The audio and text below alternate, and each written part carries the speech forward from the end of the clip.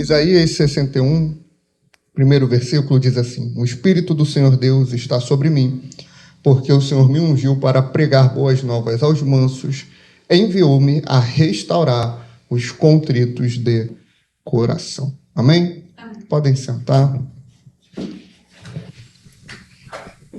A gente vem falando ao longo dos domingos sobre essa missão que o Senhor deu para a igreja. Deus, o Pai, envia Jesus com uma missão: ser o Messias, o Cristo ungido, aquele que vai quebrar o jugo do seu povo e vai trazer restauração. Só que ele não faz isso em um ato único ou nos 3 anos do seu ministério. Ele faz isso de forma contínua. Os judeus achavam que quando Jesus fosse chegar no cenário, ele viria e restauraria o reino de Israel. Só que não. Quando Jesus ele é anunciado pelo anjo Gabriel a Maria, lá em Mateus 1, o anjo fala: e ele salvará o seu povo dos pecados deles. Mateus 1, 21. Ou seja, o objetivo, o propósito, a missão do Messias era muito além de restaurar um reino físico, mas era restaurar o coração do seu povo para que eles voltassem à condição original, buscando a Deus. Como eu disse, isso não é feito em um ato único, isso não é feito de forma taxativa. Jesus vem e faz isso. Não. Ele vem e começa a fazer isso. Ele vai dando andamento a isso nos 3 anos do seu ministério. Por isso que ele chama 12 discípulos, que vieram a ser 12 apóstolos, aonde um traz Jesus. Na verdade, todos traíram, né? Mas um se mata, e no que ele se mata, lá na frente, em Atos 9, vem o seu sucessor, que é o apóstolo Paulo. E por que que isso acontece? Muito simples. Porque Jesus, ele queria deixar um legado aqui na terra, e deixando esse legado aqui na terra, muitos teriam, aqueles que o seguiam, que difundir a sua palavra e o seu reino e a sua missão, para que o propósito de Deus fosse alcançado. Lá em Mateus 24, Jesus fala que antes dele vir, este evangelho será pregado no mundo todo, e então virá o fim. Então, irmãos, a gente vai perceber que existe um propósito da parte de Deus para que a igreja continue o legado e a missão que Jesus iniciou. Por isso que Jesus fala em João 20, 21, estamos repetindo bastante, memorize, repita e ore em cima disso. Como o Pai me enviou, disse Jesus, eu vos envio a vós. Ele me enviou na qualidade de pregar e restaurar, eu envio vocês nessa qualidade. Por isso que ele fala: ficai em Jerusalém, até que do alto sejam revestidos de poder. Eles ficam em Jerusalém, eles recebem uma direção, que eles vão pregar o evangelho na Judéia, em Jerusalém, em Samaria e até os confins da terra. Por quê? O objetivo não era só os judeus, não era só Jerusalém, não era só Samaria, era o mundo inteiro. Por isso que Deus tem nos levantado. Por isso que a palavra que está sobre Jesus está sobre a igreja. O Espírito do Senhor Jeová está sobre mim. Jesus, ele lê esse versículo, ele lê esse trecho de Isaías, ele fala: hoje se cumpriu diante dos vossos olhos essa palavra. Só que quando vamos para a igreja, nós podemos e devemos entender que o Espírito do Senhor Jeová está sobre nós, sobre mim e sobre você. E uma dessas funções, um dos propósitos pelo qual o Espírito do Senhor Jeová está sobre a tua vida e está sobre a minha vida, é justamente a restauração e a cura. Nós já vimos que o Espírito está sobre nós para que a gente pregue as boas novas, ou seja, pregue o Evangelho, Mateus, Marcos, Lucas e João, Gênesis, Êxodo, Levítico, Números, Deuteronômio, a Bíblia inteira. Ele está sobre nós, nos capacitando para pregar. E para quem pregar? Para os pobres. Mas é o pobre financeiro? Para ele também. Mas não é só para esse tipo de pessoa. Não é para quem é pobre economicamente, mas é para quem entende a sua pobreza espiritual, a sua dependência de Deus. Lembra que nós oramos? Lembra que nós clamamos na oração de contrição? Falando e se sujeitando diante de Deus. Nós somos pecadores, nós somos falhos, nós andamos em engano se o Espírito não nos guiar. Todo ser humano, homem e mulher, é um pobre de espírito, é um pobre na alma, é dependente de uma ação externa para sobreviver. E nós fomos também capacitados para trazer restauração e cura e restauração.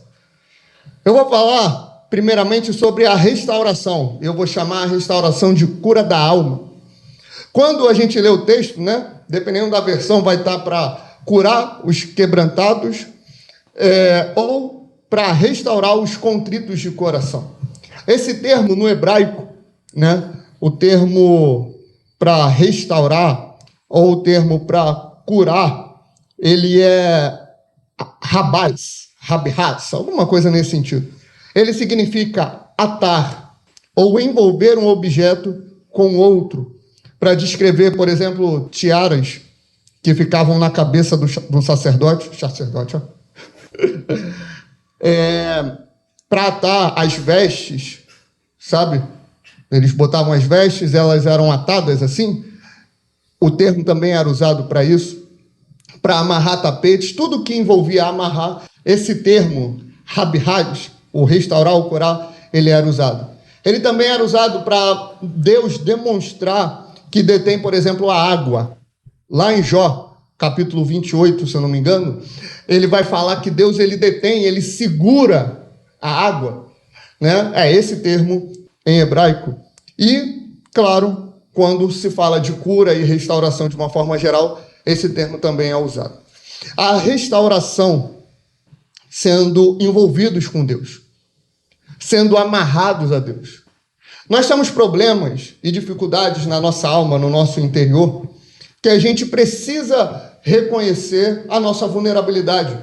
A gente pode chamar isso de ansiedade, a gente pode chamar de depressão, e a gente pode procurar o psicólogo, o psiquiatra, o terapeuta, não tem nenhum problema. Só que nós sabemos que existem problemas que nem eles vão conseguir resolver. Assim como você vai no médico algumas vezes, e você chega no médico e você está lá com um problema terrível. O médico vê que tu está com um problema, mas ele não consegue detectar a causa nem o que é. Aí a igreja começa a orar e clamar. A igreja começa a interceder, a curado. O médico não sabia nem a causa do problema, nem o que você tinha, e não sabe também como você foi curado. Isso acontece com a alma também. Isso acontece com o nosso interior também. É por isso, você vai dar um Google, você vai ver o índice de pessoas que estão se matando, o índice de pessoas que estão cometendo suicídio. Por que elas fazem isso, irmãos? Porque elas estão com a alma destruída, elas estão com a alma quebrada. Está faltando alguma coisa. Está faltando algo no coração. Está faltando algo para preencher aquele vazio que a gente sabe que está lá no interior. É por isso que a restauração que Jesus vem trazer também é na alma. Também é dentro do coração. Antigamente, a gente só falava da bebida, né? As pessoas, elas vão para o bar, elas vão beber, elas vão se embriagar, vão consumir droga, vão consumir várias coisas. Por quê? Vão no caminho da prostituição, vão começar a gastar dinheiro à torta e à direita. Você já viu isso? A pessoa ganha 2.000, gasta 3.000. Isso não tem que ser tratado só como um pecado no sentido de avareza. Não é avareza no sentido de gastar exageradamente. O Provérbios vai falar muito sobre isso. Não deve ser tratado só dessa forma, como um problema de descontrole financeiro. A gente tem que analisar caso a caso. Muitos gastam dinheiro porque ali encontram felicidade e paz. Muitos consomem drogas, crack, cocaína, porque ali encontram um escape da sua família, porque ali encontram um escape da vida turbulenta que vivem, porque ali encontram um pingo de paz, mas é uma paz falsa. Aí vão para a bebida, recebe o salário no quinto dia útil, deixa todo ele lá no bar. Por quê? Porque tem um vazio no interior, porque a alma está suja. Só que isso foi passando, foi diminuindo. Em que sentido? Não nos números, mas foi diminuindo na nossa percepção. Uso de drogas, cocaína, crack, maconha, por aí vai. Uso de bebidas, consumo de bebida alcoólica. Foi diminuindo a nossa percepção. E foi indo para um outro lado. Hoje, para você ter um falso entretenimento, uma falsa paz, é só você ficar sentado no teu sofá. Antigamente, para o homem acessar a pornografia, o que ele tinha que fazer? Banca de jornal, não era? Vai na banca de jornal, aí tinha todo um aparato que faziam para conseguir comprar uma revista, se fosse menor de idade, né? Toda uma dificuldade. Agora, com o celular, ele consegue acessar. Para fugir da realidade do casamento, para fugir da realidade que ele está vivendo à volta dele, eu vou viver ali no meu mundo da pornografia. E ele vivendo na pornografia, ele vai liberando os mesmos hormônios. Isso não sou eu que falo, embora eu não entenda disso, mas você pode pesquisar. Ele vai liberando o mesmo hormônio quando ele é viciado em pornografia, quando se é viciado em crack, cocaína e maconha. São os mesmos hormônios. Dentro da sala de casa, dentro do próprio quarto. Por quê? Porque estão com a alma destruída. Porque estão com o interior acabado.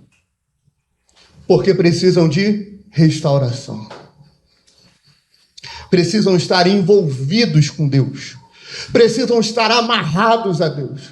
É por isso, irmão, que quando você comete um deslize, quando você comete um erro, quando tu fica assim, nossa, eu não sou digno do evangelho, eu tenho que ir para longe de Deus. Martinho Lutero, ele fala o seguinte: todo homem que quer se distanciar de Deus, o diabo lhes apresenta um barco para que você possa fugir dele. Então, cometeu um erro, pecou, calma aí, não tem problema. O problema do pecado é quando você normaliza o pecado, mas se você pecou e reconhece, vai diante de Deus, conforme o Provérbios fala. Aquele que se arrepende e abandona o pecado alcançará de Deus misericórdia. Não podemos fugir dele, temos que estar amarrados a ele. Deus, ele desce na viração do dia. Adão, cadê você? Eu vim aqui só para te ver. Aí Adão, Senhor, não vem não. Calma aí, Adão, deixa eu falar contigo. E Adão corre. E Adão vai para longe. Adão, onde estás, Adão? Eu pequei, Senhor, contra ti. Adão não esboçou um pingo de arrependimento. Senhor, me perdoa, eu errei. Não.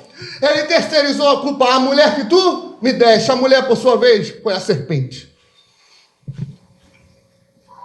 Porque quando a nossa alma está ferida, quando a nossa alma está quebrada, quando a nossa alma está enferma, nós procuramos uma forma, qualquer uma que seja, de solucionar o problema que nós estamos passando. Aí para isso o que é que a gente faz? Pornografia, drogas, bebidas, mulheres, dinheiro e por aí vai. Aí, vaidade de vaidade, diz o pregador, vaidade de vaidade, tudo é vaidade. A gente vai se consumindo, pornografia,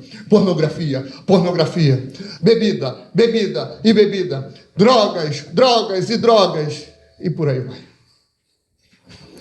Precisamos estar envolvidos com Deus. Não só envolvidos, precisamos estar amarrados a Deus. Precisamos estar bem próximos de Deus. Nós não podemos soltar da mão de Deus em nenhum momento da nossa vida, irmãos. Sabe, você já ouviu aquela história?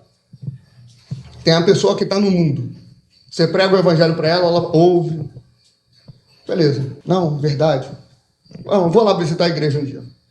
A pessoa vem, visita, levanta a mão, se converte, vida é transformada. Glória a Deus, aleluia. Não é fácil.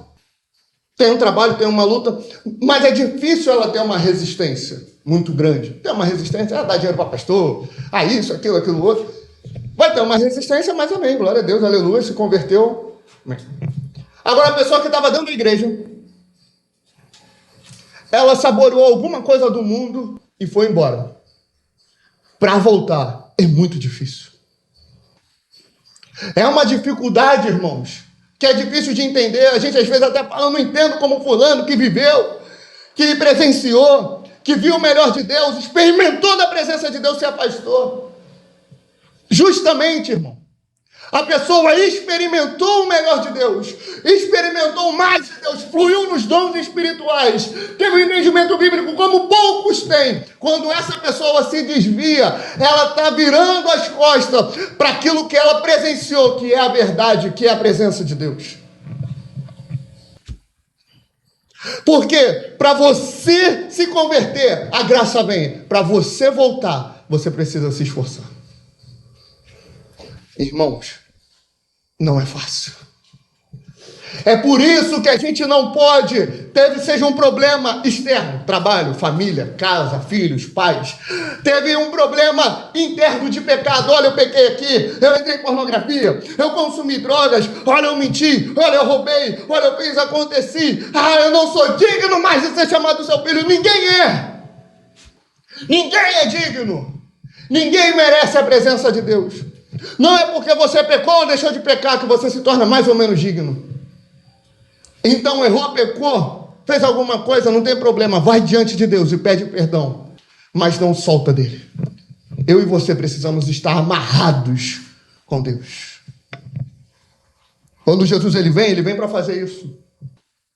Como uma galinha quis juntar os seus pintinhos, assim eu vim fazer, mas o meu povo não quis. Jesus fala isso. Ele vem para juntar, ele vem para amarrar, ele vem para cuidar, para deixar junto, próximo. Somos detidos por Deus. Irmãos, quando a gente está no Evangelho, quando a gente está caminhando, a gente comete os deslizes. Mas você já reparou, às vezes você quer pecar, seja o pecado que for. Uma coisa que é tão comum, né? A mentira. Às vezes você está ali, aí você quer dar aquela enganada, quer caminhar por aquele caminho. Caminhar por aquele caminho é ótimo, né? Quer ir por aquele caminho meio tortuoso, contar aquela mentira, que para você talvez fosse natural. Algumas semanas, meses, anos atrás.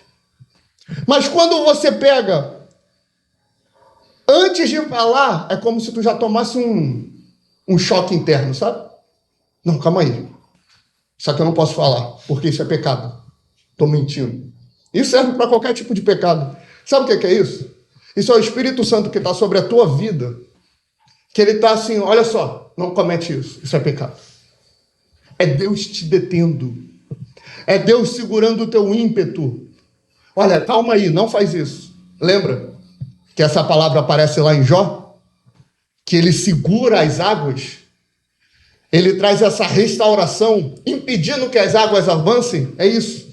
Ele vai segurando o teu ímpeto, não permitindo que você peque, não permitindo que você vá por caminhos tortuosos.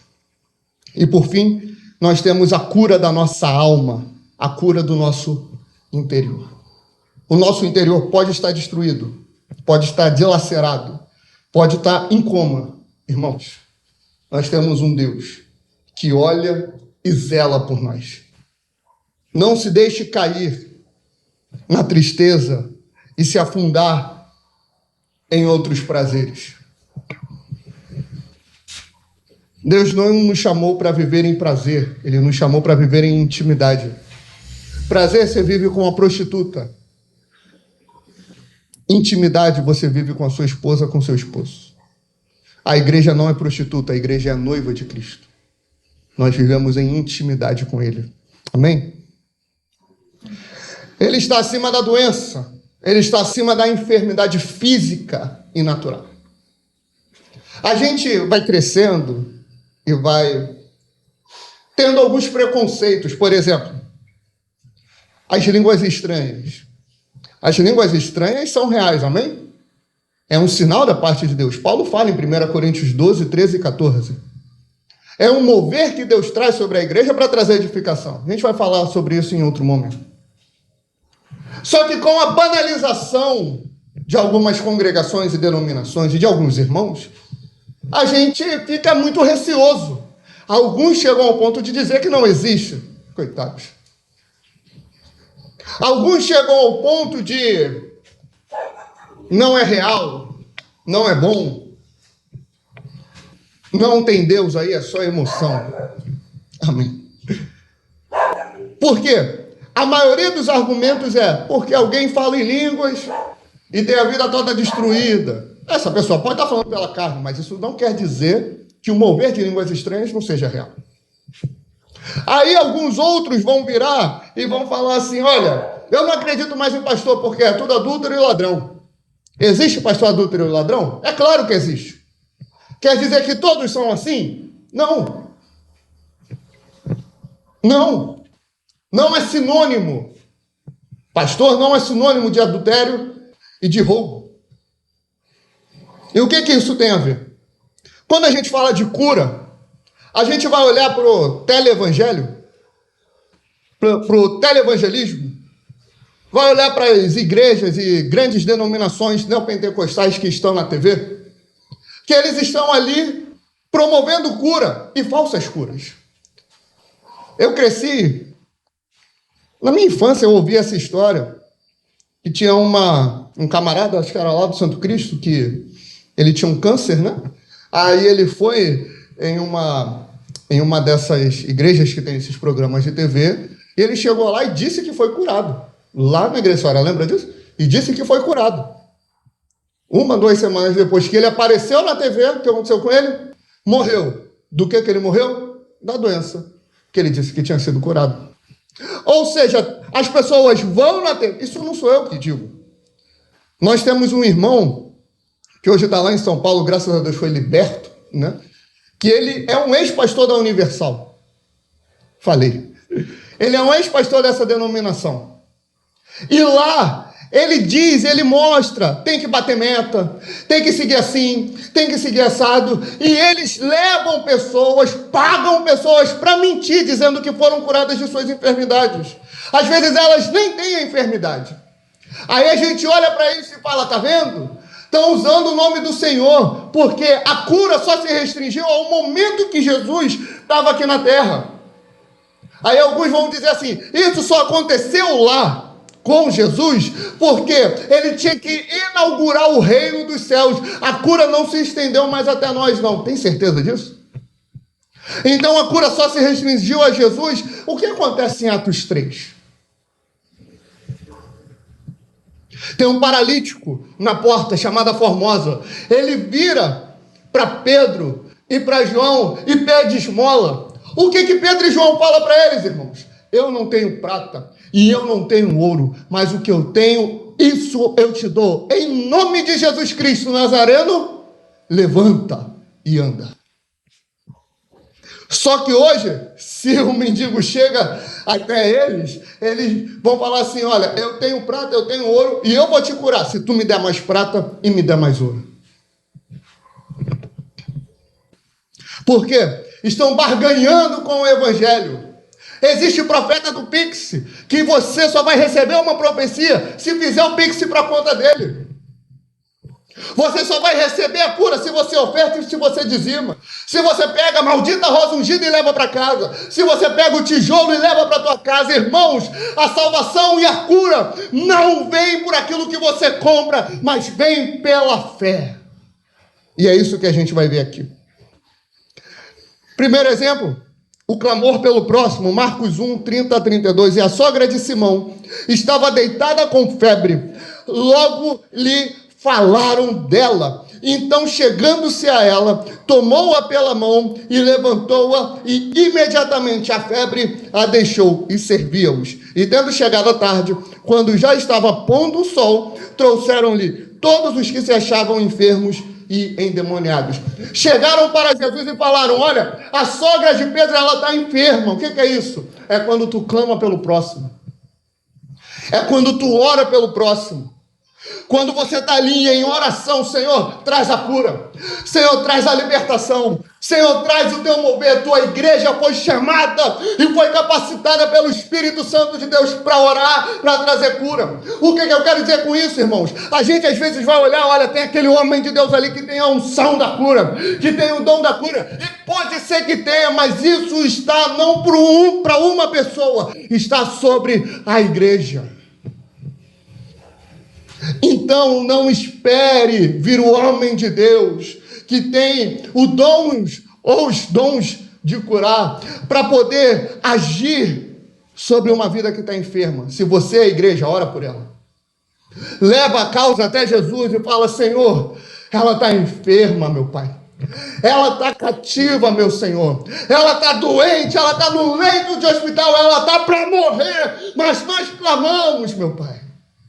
Você não tem noção do poder da oração.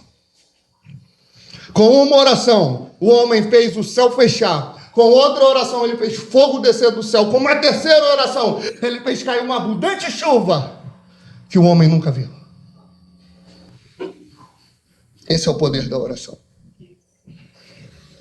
A oração traz cura. A oração traz a restauração da enfermidade. Segundo exemplo, quando você clama pelos seus. Segunda vez foi Jesus, João 4, 46 a 54. A Caná da Galileia, onde da água fizera vinho.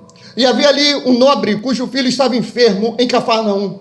Ouvindo este que Jesus vinha da Judeia para a Galileia, foi ter com ele e rogou-lhe que descesse e curasse o seu filho, porque já estava à morte. Então lhe disse: se não virdes sinais e milagres, não crereis.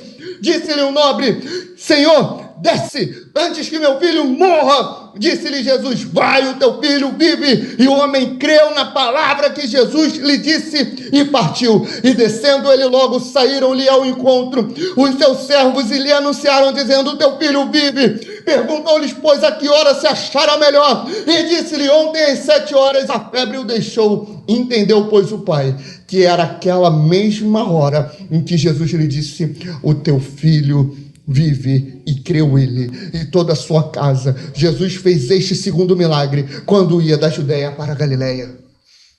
Olha o que o texto está falando, irmãos. E aqui a gente vai entender o propósito da cura. Vocês não vão crer se eu não manifestar os sinais. Então eu vim aqui, nobre. Eu vim aqui. O teu filho, ele está doente, mas eu não vou lá não. Eu mando uma palavra: está curado. Ele está são. E o que o nobre fez? O que aquele homem fez? Eu quero uma prova. Eu preciso que o Senhor me dê uma evidência que o meu filho está curado. A evidência que ele teve: fé. Eu não li rosa ungida. Eu não li a toalhinha cheia do suor. Eu não li que ele deu dinheiro para que o filho fosse curado. Não tem atalhos, irmãos. Alguns pastores e profetas acham que Jesus é o caminho e a igreja é o pedágio, né? Que para tu ter acesso ao milagre e à salvação tem que dar dinheiro. Isso é com o catolicismo romano, há 1500 anos atrás.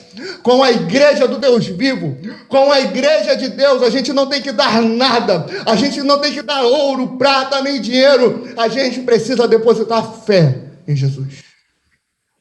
Jesus, ele deu essa palavra. O que eles fizeram? Ele creu. Ele tinha recurso, irmão. Como é que a Bíblia está chamando ele? Nobre. Se ele era nobre, ele tinha o quê? Dinheiro. Ele tinha servos, irmãos. Ele era um homem rico. Jesus podia falar: olha, deposita uma oferta. Deposita o dízimo. Faz aqui, contribui. E eu vou enviar uma palavra. Ele fez isso? Não. Se tu for fiel nos dízimos e a oferta, Jesus vai te curar. Balela, papo furado, mentira. Vendedores do rebanho de Deus. Não. E nosso terceiro exemplo, são só 3 exemplos que eu separei. Quando vocês forem ler Mateus, Marcos, Lucas e João, se atentem como Jesus faz os seus milagres. Depois, João 5, de 1 a 9. Disto havia uma festa entre os judeus e Jesus subiu a Jerusalém. Ora, em Jerusalém, à próxima porta das ovelhas, um tanque chamado em hebreu Betesda, o qual tem 5 alpendres. Neste jazia grande multidão de enfermos, cegos, mancos, ressecados, esperando o movimento da água. Porquanto o anjo descia em certo tempo ao tanque e agitava a água. E o primeiro que ali descia, depois do movimento da água, sarava de qualquer enfermidade que tivesse.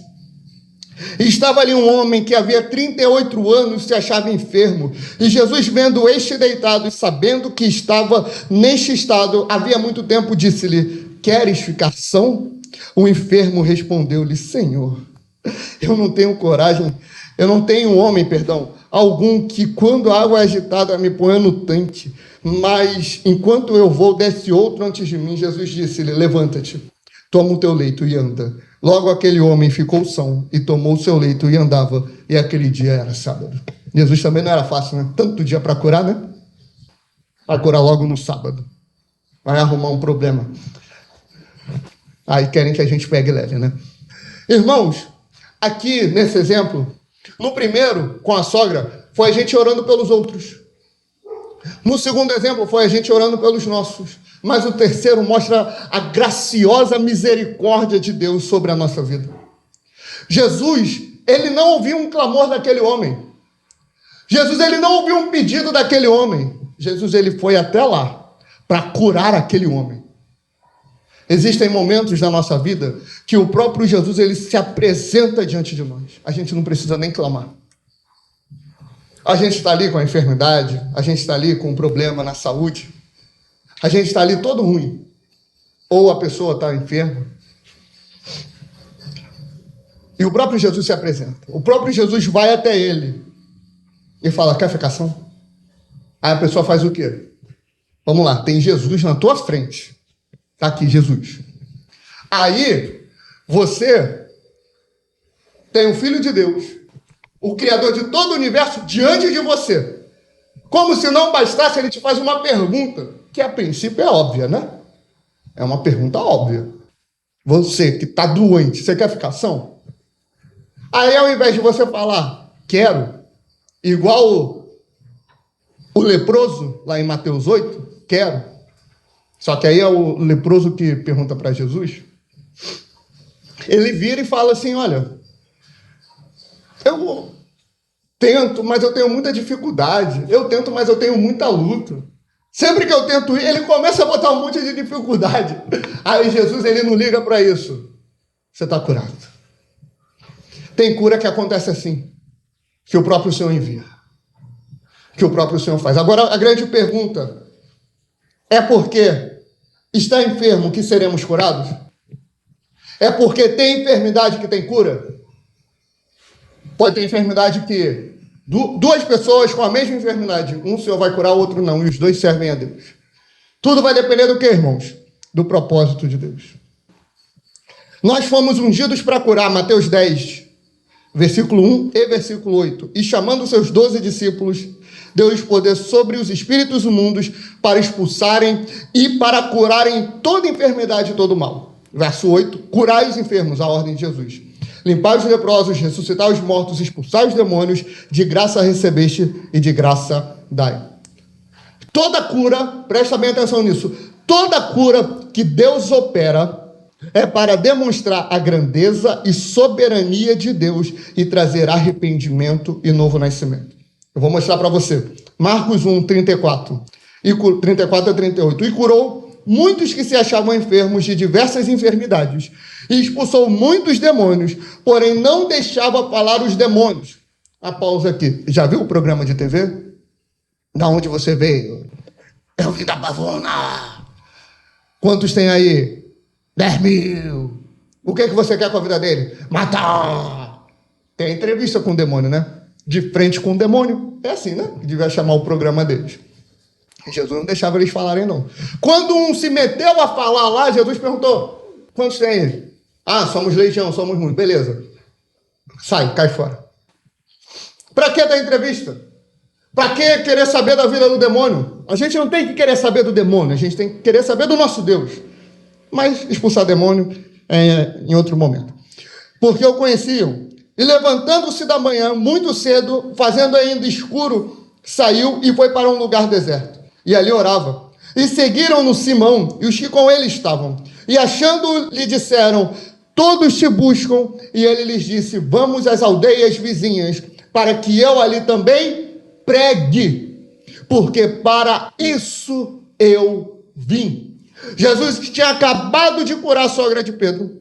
Jesus tinha acabado de expulsar demônio e estava toda aquela vizinhança, todo aquele povo lá, olha, o povo está te procurando, o povo está querendo que o Senhor cure, o povo está querendo que o Senhor restaure a vida deles, o povo está querendo que o Senhor restaure a alma deles, o povo quer que o Senhor tire eles da pornografia, da bebida, da desilusão, do suicídio, da depressão, da ansiedade. Olha, o povo está com câncer aí fora, Jesus. Olha, o povo tá com tumor aí, o povo está com lepra aí. Eles querem ser curados. Eles querem uma solução para o problema deles, Jesus. Jesus fala: Simão, segura a onda. Vamos lá. Vamos aonde, Jesus? Vamos nas cidades vizinhas aqui. Para quê? Para que eu ali também pregue, porque para isso eu vim. A cura, irmãos, não é um fim. A cura não é o objetivo. A restauração da alma não é o objetivo. Você já viu quantas pessoas na tua vida já foram curadas milagrosamente por Deus? Já foram restauradas no coração? Já foram curadas no interior? Já tiveram uma enfermidade onde médico nenhum conseguiu dar uma solução, veio o Espírito Santo e trouxe a cura? Você conhece alguém assim?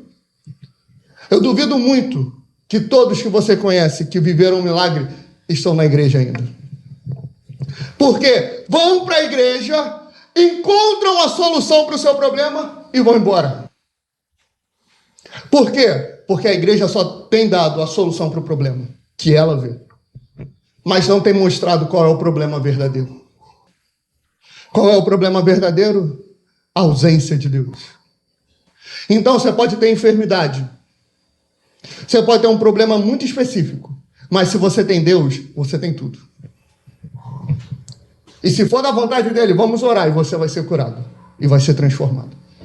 Mas o objetivo de Deus é a pregação do Evangelho, para que ele se torne conhecido e grande na tua vida, na nossa vida. Amém, irmãos? A cura não é apenas para o bem-estar do ser humano.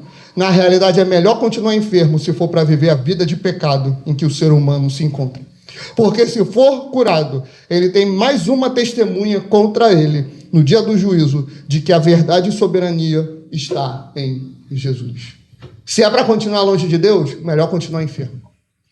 Mas Jesus é misericordioso, que ele envia a cura, como se não bastasse, para demonstrar que ele é soberano sobre tudo e sobre todos. Amém? Vamos ficar de pé, vamos louvar.